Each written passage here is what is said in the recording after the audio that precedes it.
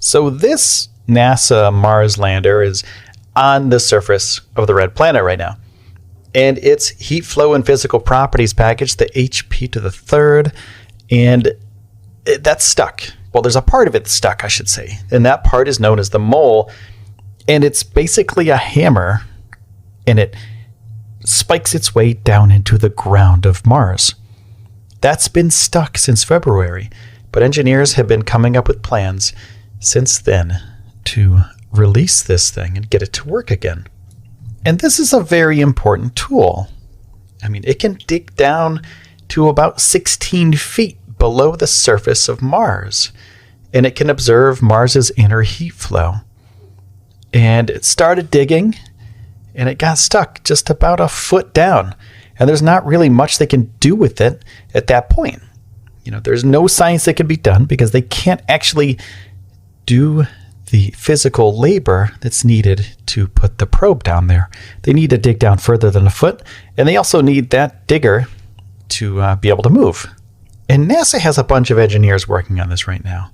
They've been testing solutions with engineering models on Earth, and they've also been using a full lander model, the full size thing. And they've also been using different pieces of that model, like the mole itself and the support structure on their own, to figure out a solution to this. And the engineers have come up with a possible solution for this problem. They plan on using InSight's robotic arm to lift the mole's support structure out of the way so they can actually look at what's blocking the device. And when they get down there, what's expected is going to be hard rock, basically. What's blocking this thing? It can't be dirt. You know, it can't be dirt. It can't be a couple pebbles. It has to be a solid foundation down there. So it's probably going to be a large stone, some sort of rock of some sort. So that's what they're expecting.